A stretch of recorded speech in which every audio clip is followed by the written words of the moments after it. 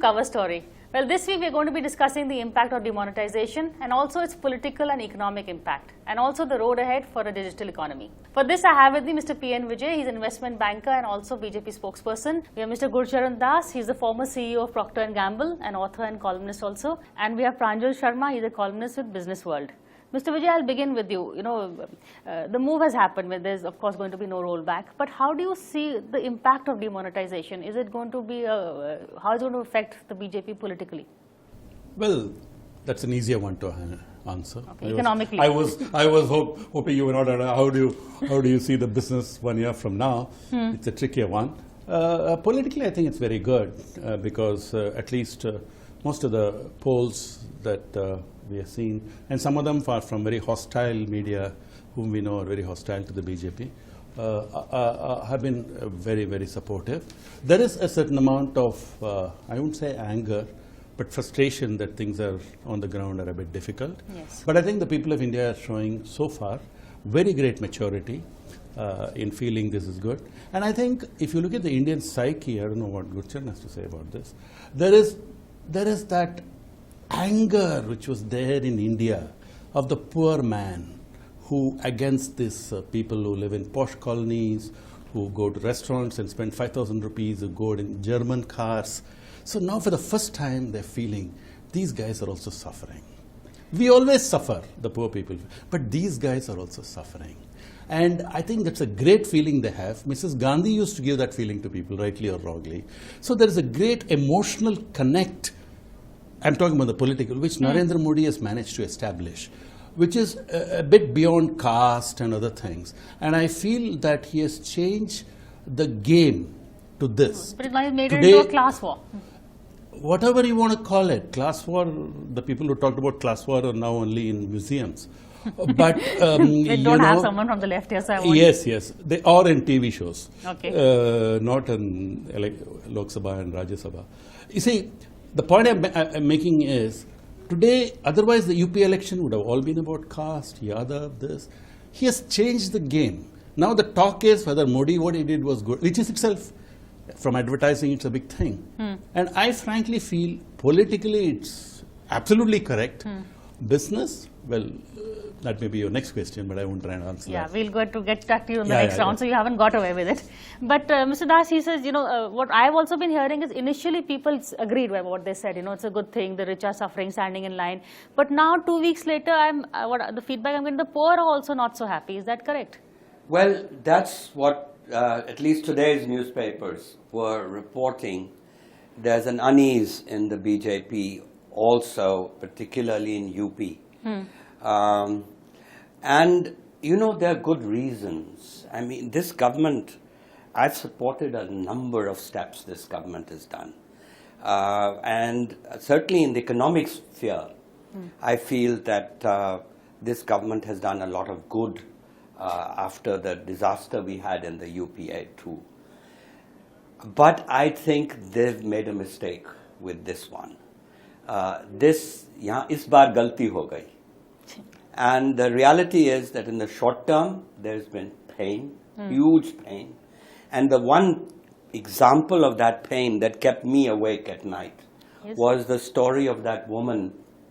I don't know if you remember, but this woman who went to the bank, this is in UP, she went to the bank 3 days in a row, and on the 4th day, she poured kerosene on herself.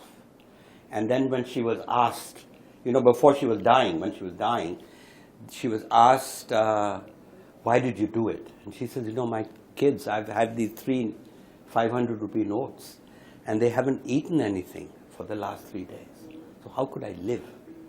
Now, that is, that's sensational, but there's been other deaths. What worries me now, frankly, in the short term, there's the pain. The long term, there will be some gain as we move to a digital economy, significant gains. But what worries me, Priya, is the medium term, because business activity has slowed down. I'm on a number of boards, and all the companies have reported a decline, 25 to 30% decline in sales. I mean, 1% growth rate means the loss of 1.5 million jobs, 15 lakh jobs. Each job creates 3 indirect jobs. I mean, this is kind of mota. And that means 60 lakh jobs, 6 million jobs. Each job supports 5 people. This is not political, right? Yeah, this is not political. We're going to let him rebut the economic part. Quickly, the political impact first. You know, Priya, I think we should look at what should happen next, and then let me outline based on what our panelists said. I think the next 3 months, the government has to move at every level, from the national, state level, block level, in an emergency way to ensure that cash is available to those who need it most. In the next 6 months, I think the target should be to assuage the wounds of the people who've been hurt. Some who have been hurt should have been hurt, especially because they had kilos of cash lying in their backyards, and that has been unearthed. But it's people like this lady that he talked about, their True, hurt but is the so let me come to the next really. steps. So 6 months at least should be spent in making sure those who were hurt, they are somehow compensated in some way, either through words or through actions or through very direct measures. I think the next year or so, the government has to ensure that whatever foundations you laid by demonetizations, you have to build on those foundations. Today, what has been exposed, that our incapacity in the banks to deal with the digital work. Our state-run banks are in a terrible state.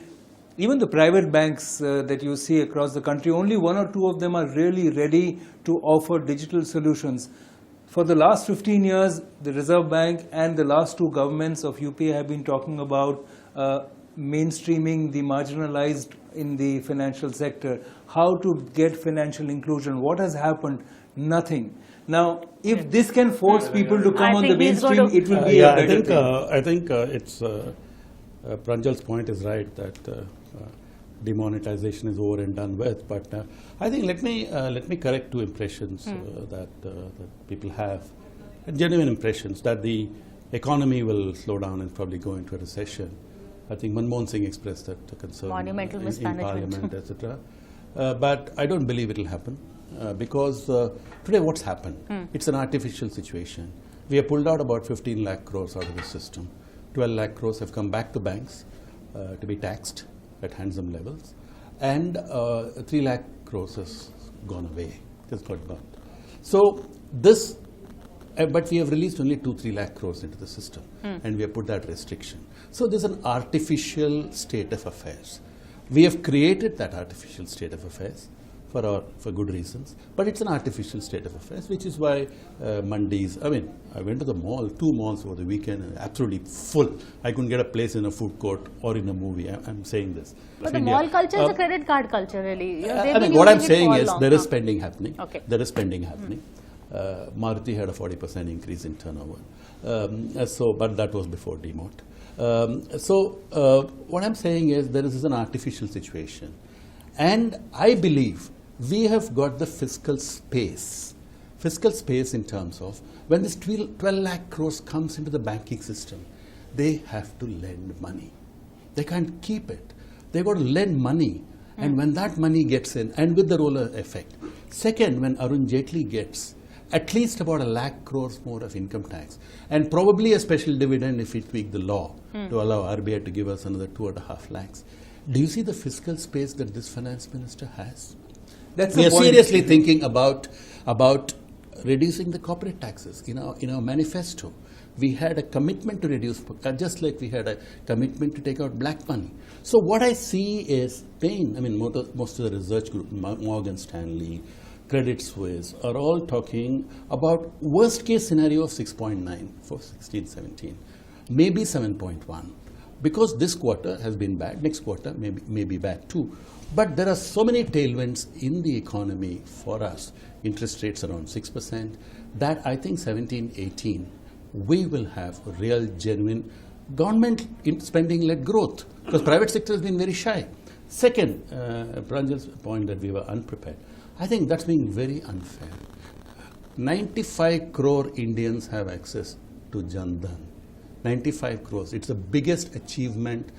The Aadhaar which Nandan created is a spectacular success. The number of smartphones in this country is 20 crores. So point is that yes, so many crores have Jan-Dhan accounts, but the fact is that until the last 30 days, the banks and the financial institutions did nothing to even tell basic information to people that your ATM card can be used as a debit card. I talk to drivers and people who have these kind of accounts. Yeah. The fact is that today this has forced the financial sector to reform itself. So I think that's a positive step. But the fact is that there has to be far more effort to be put in making a digital payment ecosystem in the country, and what we have seen so far, I think the institutions doing it are now waking up. To that extent, I think the shock to the system is very, very important. Pranjal, but what we have created a few days ago and gone public is an universal payment system, which all the banks are automatically members. They're doing it now, Mr. Vijay. They did not do it earlier. But आप कह रहे अगले 2 साल के लिए कुछ नहीं होगा. Now you are admitting we have done it, but we have done it only yesterday. No, I am not. But both can't be right. Both can't be right. I want to take this discussion out of the partisan. Yeah, let's, because there is nobody from the opposition here. I think that really, if the scenario you have built comes true, that would be great. My worry is... Let me ask you a simple question.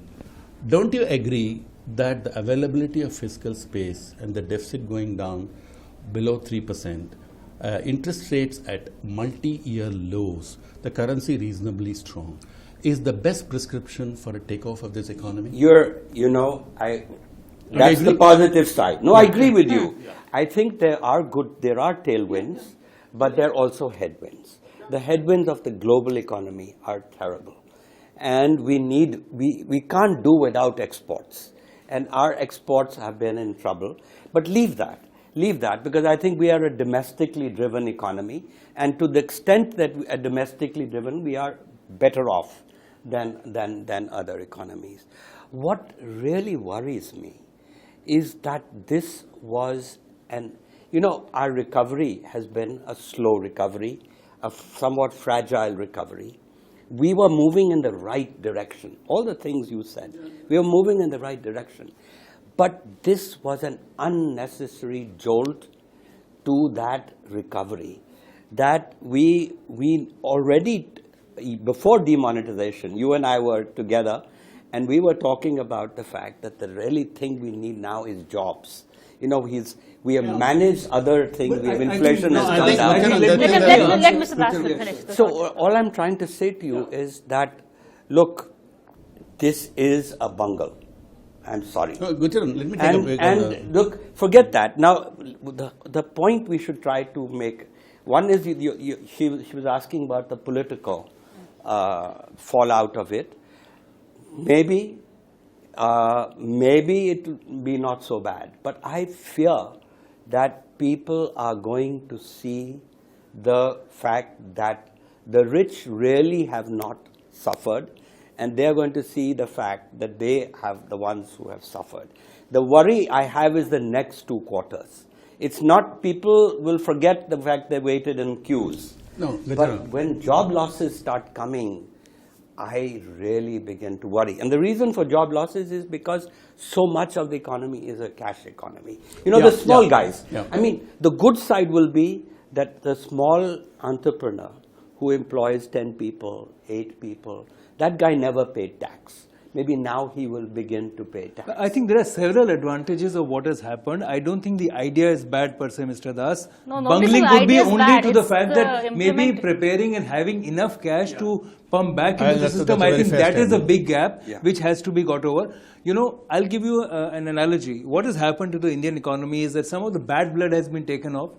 There is some weakness. What we need now is a shot of adrenaline to get it back, and that is the fiscal space which Mr. Vijay is talking about. Government has the funds to now give a lot of money back to the people in their wallets to overcome their hesitancy and being diffident about spending. So they have to get them back. I'll tell you the other spending has to come back. I'll tell you, let me not get very emotional about this.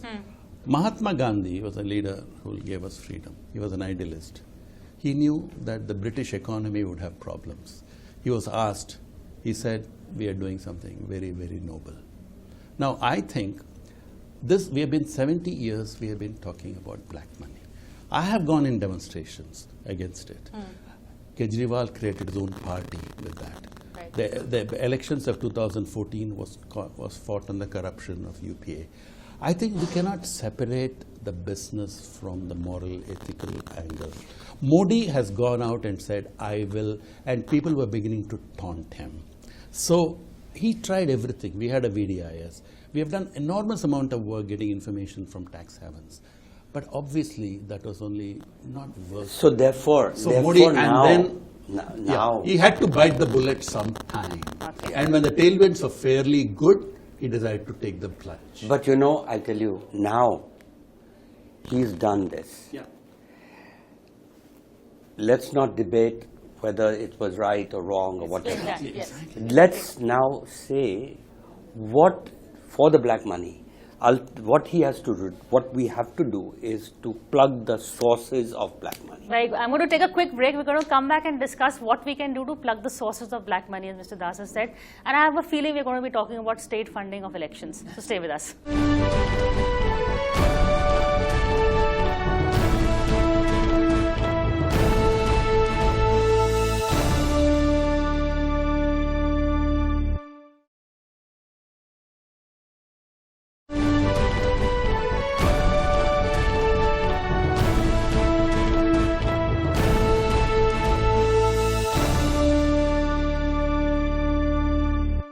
Welcome back to Cover Story. We are discussing the impact of demonetization and also what can be done to curb the source of black money. Mr. Das, before the break, you were going to come up with some suggestions. Well, there are 3-4 areas that we really have to work on. One is real estate. Second is gold. Third is political elections. Right. And fourth is administrative discretion. And so, quickly each yes. one. Number one, real estate. In real estate, stamp duty is the main cause. Almost no country has stamp duty anymore. You know, when you go to live abroad, like my brother did, and he bought a house, at the end he sold the house, he paid capital gains tax, and he pays a property tax. And that's where the world operates. Right. And so we have to get rid of this thing. In fact, Kelkar had made this suggestion that he should merge it into GST. Second, gold. Gold, you know, we had gone into a white economy after 91. The country had moved. When our son got married, my wife went to buy jewelry. She paid with a credit card to buy jewelry for the wedding. After 2013, we had a setback because we imposed customs duty again. And this created smuggling. So you created two economies in gold. Yeah. And so the dealer had to account for that smuggled gold, and people were willing to pay cash on it. So we should get rid of customs duty in gold. Number 3, administrative discretion. This is really the ultimate cause when a babu tries to stop you. And Kaushik Basu had a good suggestion. Kaushik Basu said that, look, make every Indian a whistleblower. Give immunity to the person who pays the bribe. Okay. Catch the guy who takes the bribe. And so in police, you know, Okay. in tax. So that's the third suggestion. And the fourth is election funding. People immediately have a knee-jerk reaction, let's have state funding of elections. I disagree. I don't want my hard-earned money to be given to people like the Thakres in Bombay and like others we won't talk about. I just find that despicable that they should have use of my money. In fact, they will just take the money and they'll still keep using black money. So the idea is remove the limit. Currently we have this silly limit. All payments to parties should be online. And this 20,000 rupee limit should be removed. And the the parties should be forced for scrutiny on their balance sheet. I want to add another suggestion to this. I don't know if you'll all agree. Any party member that is seen misusing this or using black money, haul the party president, put accountability right at the top. What about I that? think that's a very good idea. Fundamentally, what we need, Priya, is every financial transaction should be done in a way where there is a trace. Why do a lot of people like cash? Because there is no trace, there is no accountability. Yes. Whether it's political, whether it's bureaucrats, whether it's all these income tax commissioners, all the commissioners, the bureaucracy is also a big den of corruption which everybody realizes. And after demonetization, that class has also been hurt. Lot of them, there are CBI cases which are celebrated, but all of them had wads of cash in their backyards. The fact is, if you make sure that every transaction has to be done between two banks, there is trace and there is a track. Once you do that, then you will ensure that life for unaccounted money becomes far more difficult. I think both these people have given excellent suggestions, and I don't have much to add, except that to say that we have made a dent. At least that stock of black money, Yes, I is believe, now- is not black money anymore. Maybe some other money. So I think we should not lose any time. The elections are coming, and I think two fundamental things we need in this country: accountability of the political system. Today, the political parties are not even subject to RTI. They are not subject to public accounting. Why can't everybody, even a small company is accounted for, balance sheet has to be filed. Why don't let them take all the money? Let us also, we are including BJP in this, but let us account for it. Let Mr. Tata or Mr. Ambani give 10 crores to somebody. Let him give it openly. Priya, And I get a want shareholders accountability. approval for it. We need total transparency and public audit of elections. Mr. Vijay, I think we are also unfair to the political world. Accountability in the private sector is very poor as well. Both of you have worked in the private sector. There is a concept of beneficial ownership of companies, which means who is the real owner of a company? Do you know, Priya, today, if you look at all the listed companies, they're all owned by other companies. There are like 20 layers of companies which are owned by another company. If you say who is the actual owner, you don't know, because this is the way in which money is routed to tax havens across the world. It's an international problem. Industry It's leaders, an international but problem. that doesn't, remove us from the responsibility. So both of them, as industry leaders, should also accept that accountability in political world is not much better than in the corporate world. Yeah, That's but all right. I'll just make one sort of larger and bigger and somewhat controversial suggestion. And this is, what this demonetization has taught us, how underbanked we were. Despite the Jan Dhan, I mean, that was a heroic job, the Jan Dhan accounts. But we were been fundamentally underbanked because 70% of bank assets were in the public sector banks. And there was never enough competition. In every area, look at, you want to buy a cell phone, you can choose from 5 cell phones. Companies run after you to give you a cell phone connection. In the banks, we're underbanked because we never gave enough allowance for competitive forces that would have forced the banks. Even things like That's not how- marketplaces that you see, the much maligned Amazons, how much of small industries helped for that? But How I much Now the actually, we are it's moving- the Paytms and all now. Yeah. Now, frankly, it is the competition that Which has is been driving, created in the digital economy that's going to really drive banking. much into faster the than the future. original banking, I can tell you, so much I faster. think that even though people criticize this digital revolution that we are now is forced coming, to- that's what. But I think this will be one of the good effects of this whole Priya, demonetization. there is a proposal on that, to force quickly. all the industry owners to pay their labor directly through bank transfers. There's a lot of money which is also siphoned out when people are paid in cash, but you don't really account. Take a parchi for that 2,000 and give only 1,000. But now Exactly. with it being online, this at least I don't is know. one. So, Let me say last like one, this. quick. This is unleashed forces, controllable and uncontrollable. I think we, the people of India, have a great opportunity to do things differently. I do hope the political and business leadership rises to the occasion. Otherwise, 2 years from now, we'll be calling it a failure. I agree Okay, the with jury is Yeah. still out on Yeah, that. still and out. Let's see where this takes us. But from us, that's all this week. And that's a good note to end on also. So thank you for watching this show. We'll see you again same time next week.